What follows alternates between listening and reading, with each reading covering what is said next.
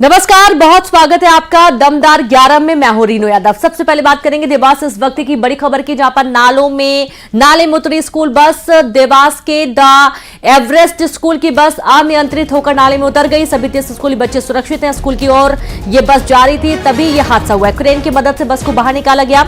बड़ी जानकारी देवास से है, जहां पर स्कूल बस नाले में उतर गई। दरअसल देवास के द एवरेस्ट स्कूल की ये बस है, जो कि अनियंत्रित होकर नाले में उतर गई और इस दौरान 30 स्कूली बच्चे सुरक्षित बताए जा रहे हैं। स्कूल की ओर से जा रही थी बस, स्कूल की ओर ये बस जा रही थी, तभी यह हादसा हुआ है। क्रेन की मदद से बस को बाहर निकाला गया। इसमें बच्चे सवार थे 30 बच्चे, जो कि सभी सुरक्षित बताए जा रहे हैं। और ये देखिए, बस अनियंत्रित होकर नाले में जा घुसी और इस दौरान बस पूरी टेढ़ी हो गई थी। हालांकि सभी बच्चे सुरक्षित बताए जा रहे हैं। आसपास लोग भी पहुंचे और यहां पर क्रेन की मदद से इस बस को उठाया गया, नाले से बाहर निकाला गया है।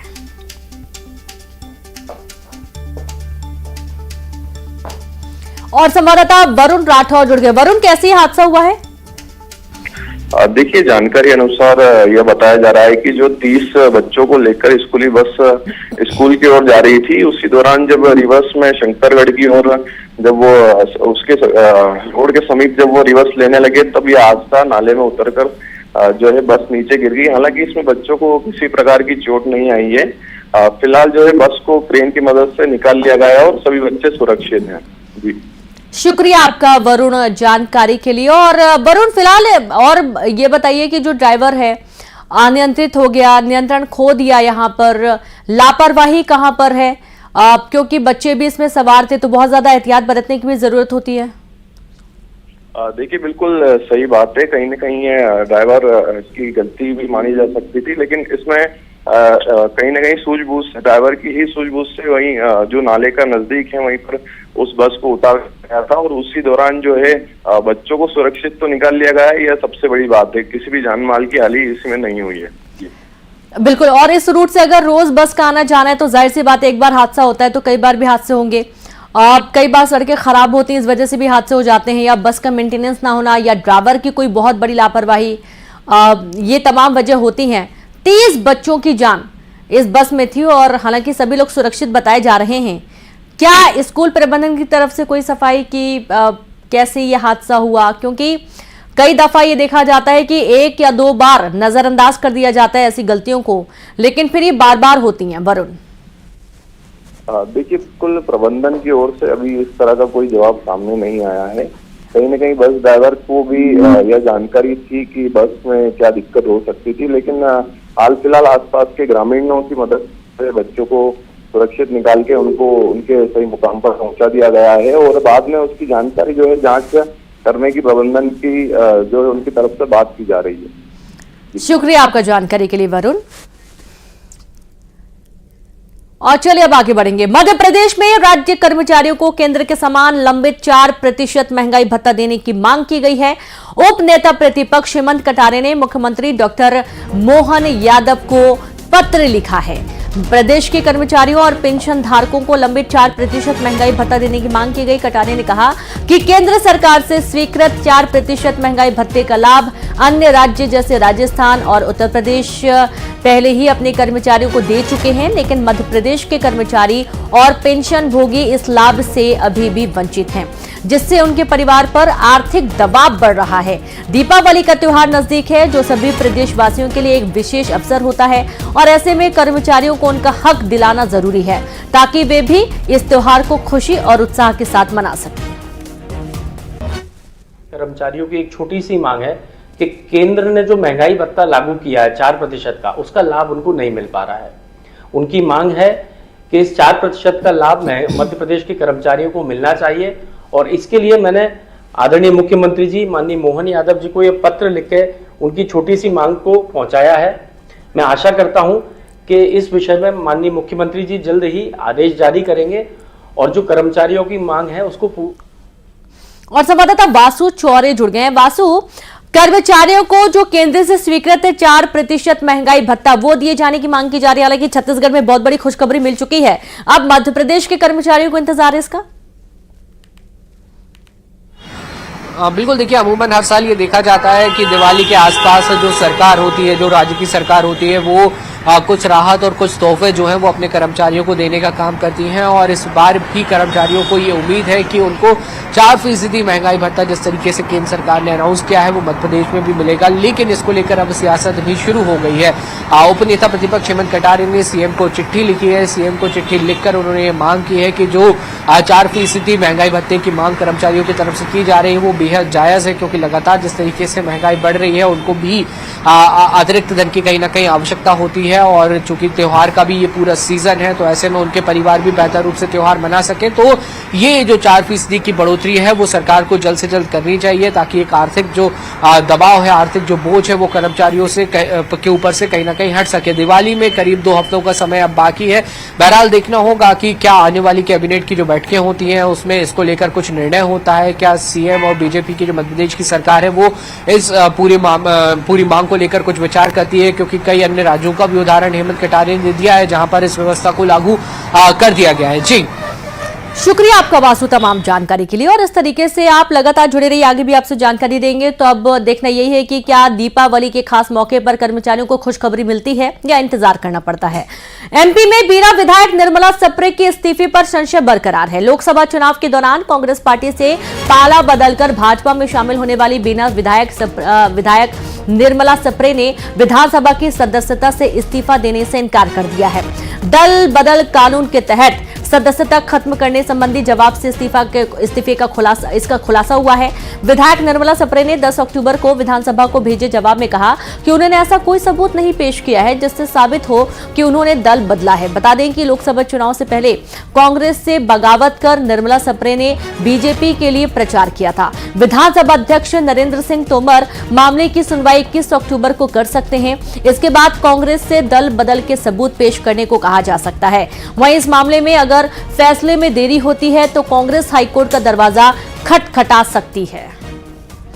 और संवाददाता वासु जुड़ गए। वासु, निर्मला सप्रे का जो मामला है विस्तार से बताइए, क्योंकि इन्होंने तो प्रचार प्रसार खूब किया था लोकसभा इलेक्शन के दौरान बीजेपी के पक्ष में, और अब ये कह रही है कि ऐसा उन्होंने कुछ भी नहीं किया जिससे पता चले कि उन्होंने पार्टी को छोड़ दिया है।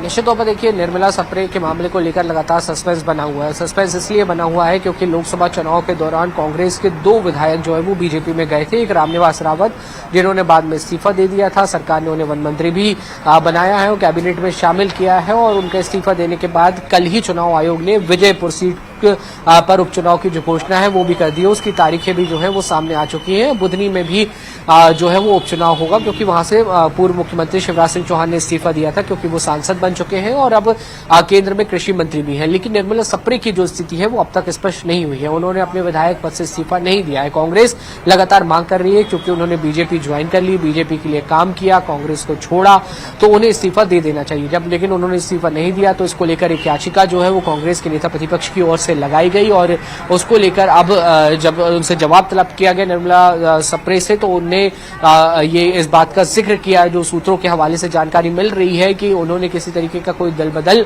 नहीं किया गया है, जिसको लेकर अब सस्पेंस बना हुआ है। संभवतः ये माना जा रहा है कि 21 अक्टूबर को विधानसभा अध्यक्ष नरेंद्र सिंह तोमर इस पूरे मामले को लेकर जो है एक बार फिर से सुनवाई कर सकते हैं और उसके बाद कांग्रेस से कुछ और तथ्य प्रस्तुत करने की बात कही जा सकती है। निर्मला सप्रे से भी कुछ और तथ्य पेश करने की बात की जा सकती है, क्योंकि किस तरीके से उनकी तस्वीरें सामने आई बीजेपी ज्वाइन करते हुए, बीजेपी का प्रचार प्रसार करते हुए। उसके बाद से ही लगातार जो सियासत है वो इस पूरे मामले पर गरमाई हुई है। जी, बहुत शुक्रिया आपका वासु तमाम जानकारी के लिए। और चलिए अब आगे बढ़ेंगे, बात करेंगे मध्य प्रदेश में उपचुनाव का बिगुल बज चुका है। 2 हाई प्रोफाइल सीटें बुधनी और बीजेपुर में उपचुनाव होने हैं। तो वहीं बीजेपी की ओर से बुधनी से कार्तिकेय चौहान, रमाकांत भार्गव, गुरु प्रसाद शर्मा, राजेंद्र चौहान का नाम चर्चाओं में है। तो बीजेपुर से वन मंत्री रामनिवास रावत का नाम लगभग तय है। वहीं कांग्रेस बुधनी से महेश राजपूत, यूथ कांग्रेस के अजय पटेल, पूर्व विधायक राजकुमार पटेल, विक्रम मस्ताल को टिकट दे सकती है। विजयपुर से 2023 में निर्दलीय चुनाव लड़े मुकेश मल्होत्रा और अतुल चौहान के नाम सामने आ रहे हैं। बता दें कि 13 नवंबर को दोनों सीटों पर उपचुनाव होने हैं और 23 नवंबर को रिजल्ट आ जाएगा।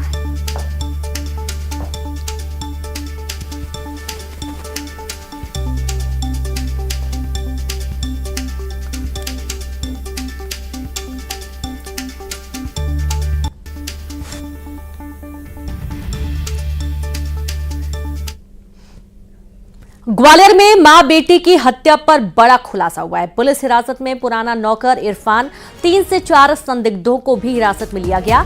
आज शाम तक पुलिस खुलासा कर सकती है। पुराने नौकर इरफान से विवाद हुआ था। कुछ महीनों पहले इरफान को नौकरी से हटाया था।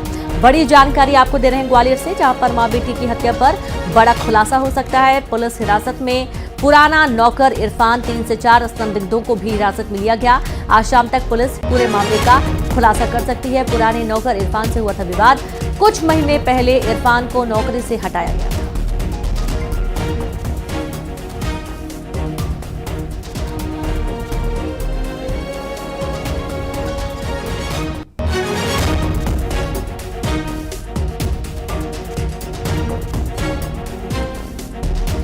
तो बड़ी जानकारी आपको दे रहे हैं ग्वालियर से, जहां पर मां बेटी की हत्या पर यह बड़ा खुलासा हुआ है। पुलिस हिरासत में पुराना नौकर लिया गया, इरफान नाम है, और साथ ही 3 संदिग्धों को भी पुलिस ने हिरासत में लिया है। और आज शाम तक इस पूरे मामले का खुलासा पुलिस कर सकती है। पुराने नौकर इरफान से विवाद हुआ था और कुछ महीनों पहले इरफान को नौकरी से हटाया गया था। संवाददाता सुशील जुड़ गया। सुशील, ये पूरे मामले का खुलासा पुलिस कर सकती है। पुराना नौकर इरफान जिसे नौकरी से निकाला गया था, उसके ऊपर शक की सुई दौड़ी है। देखिए, ग्वालियर में कल विश्वविद्यालय थाना क्षेत्र के गार्डन होम सोसाइटी में मां बेटी रीना भल्ला और उनकी मां इंदुपुरी की लाश मिली थी। और इस मामले में बड़ा खुलासा और एक जानकारी सामने आई है पुलिस के द्वारा कि इसमें जो माँ बेटी की हत्या है उसमें जो कनेक्शन निकल कर सामने आया है, इनका जो पुराना नौकर था इरफान, उसमें संदेह की सुई है। और पुलिस ने संदेह के आधार पर उसे और उसके साथ 3 से 4 अन्य संदेहियों को उठाया है। इनसे लगातार पूछताछ कर रही है पुलिस।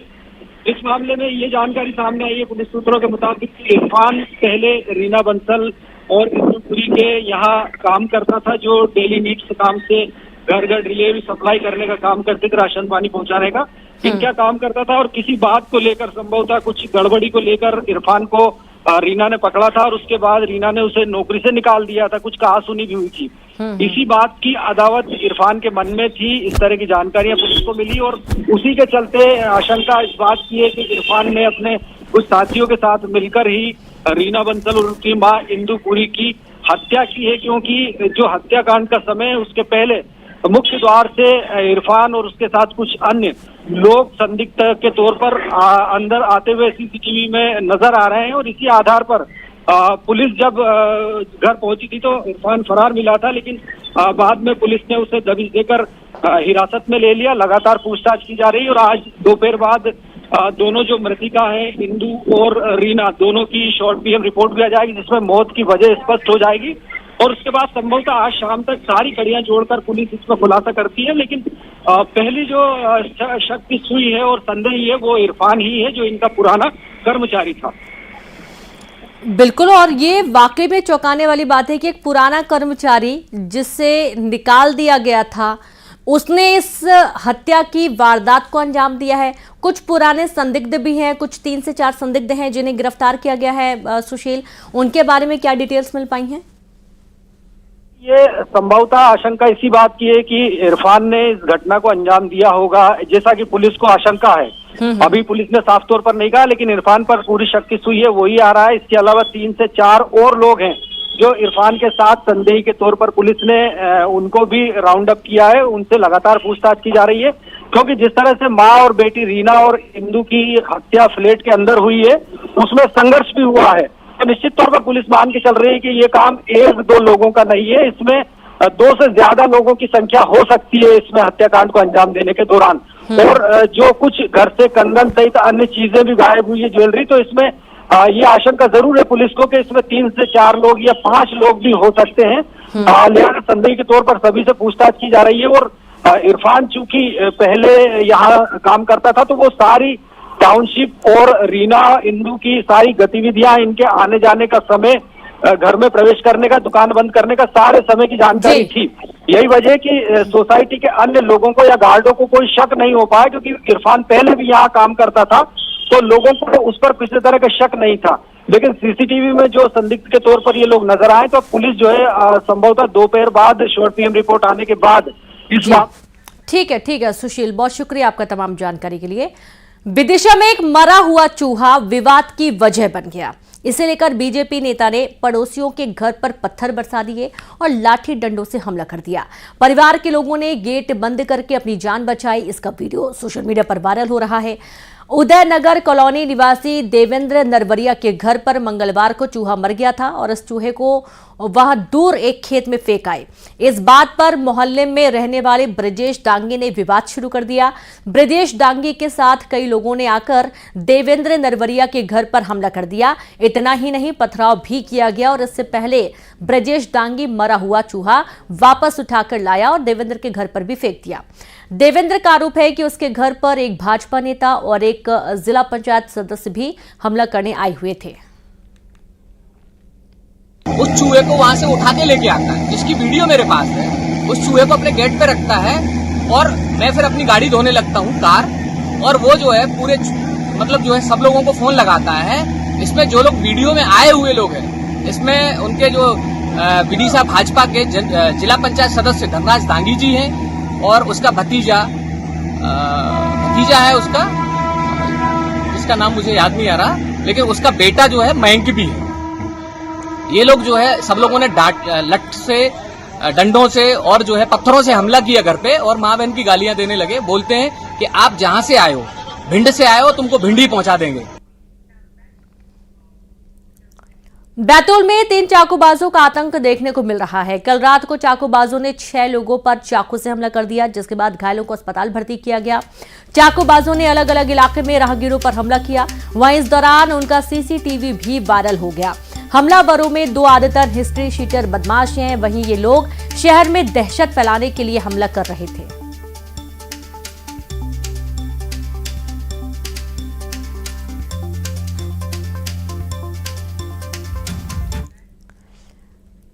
बड़वानी में सड़क हादसे के दौरान 2 लोगों की मौत हो गई। मरने वालों में एक बीजेपी के वरिष्ठ नेता भी हैं। पान सेमल से दोदवाड़ा जाते समय कार और बाइक की जोरदार टक्कर हो गई, तो वहीं इलाज के दौरान नेता ने अस्पताल में दम तोड़ दिया। मृतक के परिजनों ने अस्पताल प्रशासन पर लापरवाही के आरोप लगाए हैं।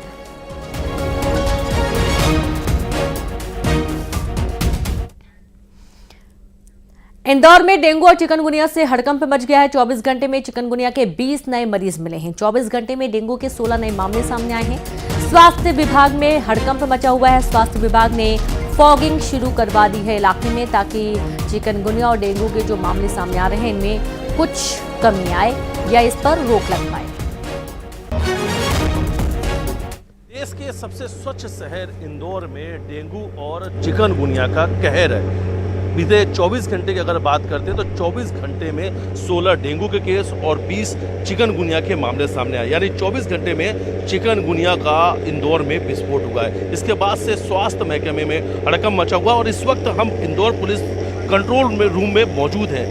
यहाँ के जो बैठने वाले अधिकारी हैं उनमें भी इस बात को लेकर डर है, क्योंकि यहाँ पर भी कई सारे मच्छर हैं। और देखिए इस वक्त हम जहाँ में मौजूद हैं, नगर निगम के कर्मचारी यहाँ पे मौजूद है, स्वास्थ्य विभाग के ये लोग हैं और इस वक्त यहाँ पे देखिए तस्वीर में नजर आएंगे कि इस वक्त यहाँ पर मच्छरों के लार्वा जो है पानी में वो पनपते हुए नजर आ रहे हैं। तो कहीं ये डेंगू के लार्वा तो नहीं है, कहीं ये चिकनगुनिया के लार्वा तो नहीं है, इस बात की जांच चल रही है। तो इंदौर के पुलिस कंट्रोल रूम में भी इस वक्त जो है फॉगिंग चल रही है, क्योंकि यहाँ के अधिकारियों ने स्वास्थ्य विभाग को फोन लगा के कहा था कि जल्द से जल्द यहाँ पर फॉगिंग कराए, यहाँ पर मच्छर बहुत ज्यादा है। तो इंदौर के अलग अलग वार्डों में इस वक्त डेंगू का कहर देखने को मिल रहा है। और देखिए इस वक्त कंट्रोल रूम के अंदर फॉगिंग चल रही है और आज सुबह से ही अलग अलग वार्डों में जहाँ सबसे ज्यादा डेंगू और चिकनगुनिया के मामले सामने आ रहे हैं वहाँ पे फॉगिंग कराई जा रही है। तो नगर निगम का स्वास्थ्य विभाग का जो अमला है मैदान पर उतरा है और आज सुबह से ही मलेरिया विभाग के द्वारा फॉगिंग जो है वो कराई जा रही है। और ये लाइव एक तस्वीर हम इस वक्त पुलिस कंट्रोल रूम की दिखा रहे हैं, जहाँ पर इस वक्त फॉगिंग चल रही है और उन सभी क्षेत्रों को चिन्हित किया गया जहाँ पर सबसे ज्यादा इस वक्त डेंगू के मामले। नगर निगम के स्वास्थ्य विभाग के जो कर्मचारी उनसे हम बातचीत भी करेंगे। सर, इस वक्त आप लोग यहाँ भी देख रहे हैं कि कहीं लार्वा तो नहीं है, लगातार जो है डेंगू चिकनगुनिया के मामले सामने आ रहे हैं। जी सर, अभी बारिश के दौर में डेंगू चिकनगुनिया वायरल फीवर के मरीज काफ़ी सामने आ रहे हैं।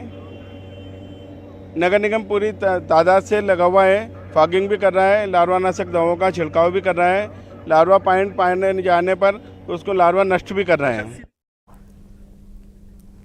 मुरैना में दो पक्षों में विवाद हो गया। दोनों पक्षों में जमकर मारपीट हो गई। मारपीट के बाद फायरिंग हुई। 2 व्यक्ति गंभीर घायल हुए हैं। गांधी कॉलोनी का ये पूरा मामला बताया जा रहा है। बड़ी खबर है मुरैना से, जहां 2 पक्षों में विवाद हो गया और दोनों पक्षों में जमकर मारपीट की खबर है और पुलिस मौके पर पहुंची है। मारपीट के बाद फायरिंग भी कर दी गई। 2 व्यक्ति गंभीर घायल हुए हैं। गांधी कॉलोनी का ये पूरा मामला बताया जा रहा है।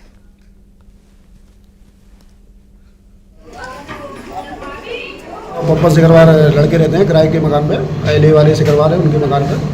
वो पहले भी पिछले 2-3 साल से हमको बददी गालियाँ देता था और जान से मारने की, घर में घुसकर मारने की धमकी देता था। कल शाम को ही ऐसे ही एक बार फिर विवाद हुआ तो उसके घर से लेडीज वगैरह निकल आई तो हमने घर वालों ने हमें रोक लिया और कल उसने हमको धमकी दी कि कल घुस के जान से मार देंगे। आज उसने कम से कम 20-25 लड़कों को बुला के और मारपीट की है, बददी गालियाँ दी हैं और बंदूक से फायर किया। ग्वालियर में जमीन विवाद में फायरिंग हुई। 2 पक्षों के बीच फायरिंग हो गई। फायरिंग में 3 लोगों को गोली लगी है। घायलों को अस्पताल भर्ती किया गया। पुरानी छावनी थाना क्षेत्र का ये पूरा मामला बताया जा रहा है। बड़ी खबर ग्वालियर से, जहां पर जमीन विवाद में फायरिंग की गई है। 2 पक्षों के बीच में फायरिंग हुई है और फायरिंग में 3 लोग घायल बताए जा रहे हैं। घायलों को अस्पताल भर्ती किया गया है। पुरानी छावनी थाना क्षेत्र का ये पूरा मामला सामने आया है। ये लालघाटी क्षेत्र में गोली लगने की सूचना प्राप्त हुई है। अभी 2 लोग घायल हैं, जिसमें एक मोहित सेकरवार है, दूसरा है मनोज सेकरवार। दोनों लोगों का इलाज ट्रामा सेंटर में चल रहा है। डॉक्टरों से बात करके अग्रिम कार्रवाई की जाएगी। जमीन संबंधी कोई विवाद है। संदीप भदौरिया एक वहीं का रहने वाला लालघाटी का, उसके द्वारा जो है गोली मारना बताया गया।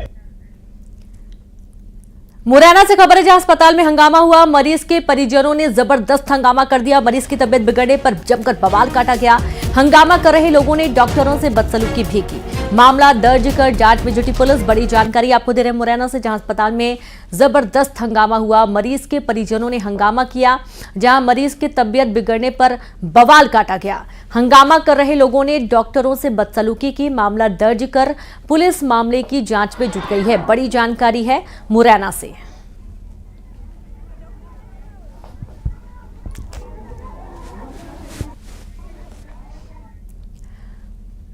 और इसी के साथ बुलेटिन में फिलहाल इतना ही। नमस्कार।